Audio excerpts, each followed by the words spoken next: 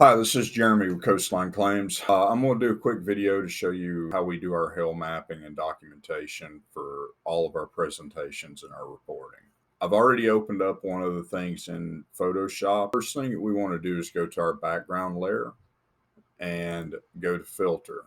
And we're going to go into the render for the lighting effects. Our gloss, you can set the gloss up higher if you're trying to show more detail, down lower if you're trying to show something a little different. Your metallic is so we've got those two there. And once we've got that set, we're going to go back over here.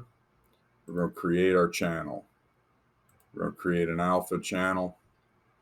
We're going to go back to our layer and click here, and then Control A, Control Copy.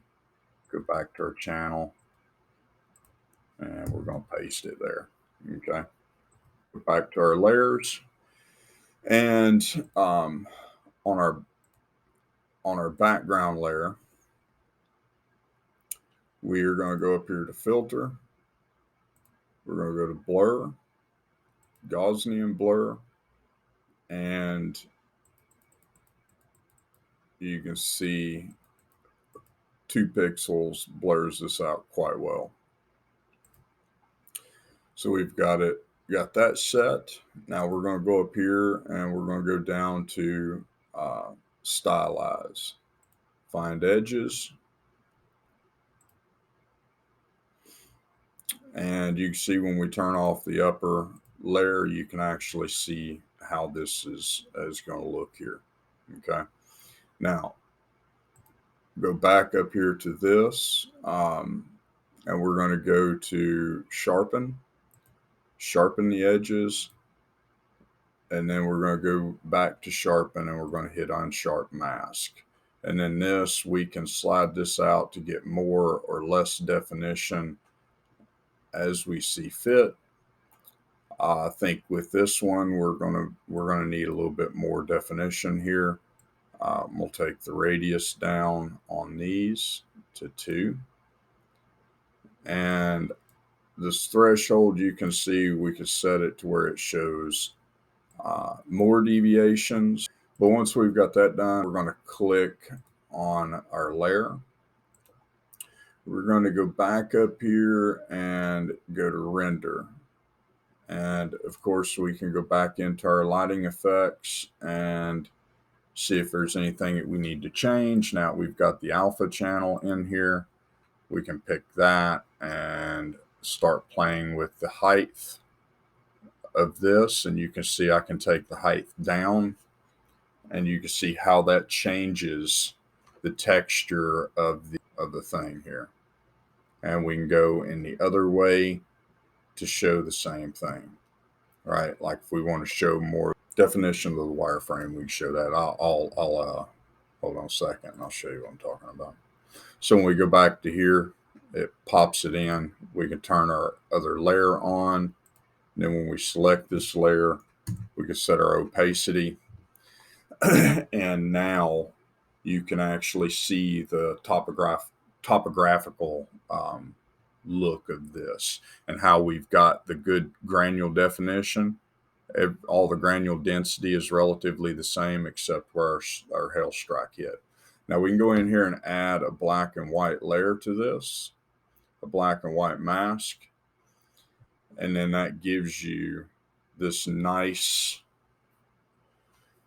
defined look that you can actually point out in here where the damage and everything else is on this in that texture layer. Okay. And, we can always go back to our background, go right back into the lighting effects, and we can change this any way that we need to make the image as well defined as we can. So if we go back in the other way, you see how this doesn't really help us any on the lighting. No matter where we turn that intensity, it just doesn't look right for us because the height is too low. But when we bring that height back up to 1 or 0, Now we get a little bit different mapping here that we can use based on what we're trying to show. So like right there, and I may even take the height back up where when we go, and maybe not even that high, might only need to take it, to like maybe 20% to show it, because now you've got all the topography there.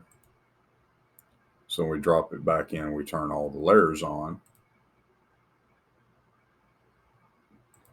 Even your black and white mask, take that to 50%. And you see how it lets the image underneath, the background image, it lets it float up to the top, and you get a much better defined image overall, especially once we go in and start turning these other layers off. And even like with this, like I can go in here and change these effects to help the image show better, present better as well. And even if I'm here, you can go to 50%.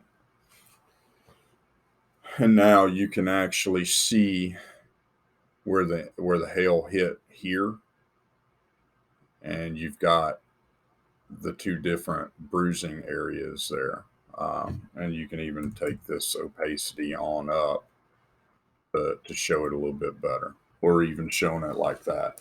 So depending on whether you want to show it as a black and white image to get the real good definition between the indentation and showing the granule loss, or if you actually want to show the depth of the crater or the impact, or if you're trying to find the breaching. But that's our quick little video on hail mapping and so forth, and how we actually set the textures and everything else. This all came off of a report that I'll briefly talk about here. This is from the IBHS, which is the Insurance Institute for Business and Home Safety. They done a impact test for asphalt shingles specifically related to hail, in which they use some of these methods. Their tool's a little more advanced because they're using LiDAR and everything else to actually map the depth of the impact in a test area. But you can see the patch granule loss here, which is in that shingle. You can see the different hail breaching here where you have individual granule loss as a result of hail damage. You have breaching here of the shingle from hail damage. And I'll show you the other report as well that's related to this. But they go in and they talk about the granule loss, how the shingle actually deforms, what constitutes a breach, what those severity levels are. And they also set up some new testing methods for different things. I don't think it's in this particular document here. No, it's in the other one. So this is a document by ASCE, and this is the part that I actually want to talk about. It's got everything in the IBHS report, and it's actually published on IBHS's website. But in this, they talk about the three different types of hail damage: breach, deformations, and granule loss. And they go through and they set up a way to actually determine this using 3D modeling and image manipulation. So what they do is they take high quality images of the damage, and then they put it into a tool that actually does what I just did on in Photoshop. It does it for you automatically. Now, that tool's not available to the public yet. I hope they actually do get it available relatively soon, or maybe perhaps somebody can develop one for us. But anyways, what happens is when they put it in the image to actually measure the depth of the granule loss and the indentation and everything else. And they use this tool to map the surface to where they can put it into a 3D space and manipulate it. But the premise of it is they use a Gaussian blur to blur out the pixels around for the granules. They recommend between 1 to 4, no more than 4, and they say less than 1 probably gives you a little bit too much definition on it. But then they're creating a color wireframe of that, and they're using that to determine where the granules have been impacted by hail and what type of damage that is actually caused. And it's an interesting read. I highly recommend it for anybody that works in the industry. This is some more stuff where they talk about being able to put it in there. Once they put it into that tool, you can scan the negative space and actually determine the depth of the impact versus the displacement of the ridge in comparison to the size of the hail strike. Here's another image where they've done pretty much the exact same thing that I did. I don't know how to actually carve these spaces out yet, and Photoshop is something that we're working on. But anybody that does, feel free to do a video and attach it to this. We'll help you promote it. But that's kind of the gist of this video. I hope that kind of explains a little bit more about why our pricing is the way that it is for hail inspections and doing our cause and origin reporting, because we do go in and do this type of hail mapping along with all of the other hail research and things of that nature that fits with our reports. If you have any questions, feel free to reach out to us at our office at 904-544-3001. Or you can reach us via email at info@coastlineclaims.com, or you can find us on our website at www.coastlineclaims.com, or on our Facebook page at or at propertydamageexpert.com. And we're also on Instagram as well, where this video will also be posted. Thanks, and see y'all next time.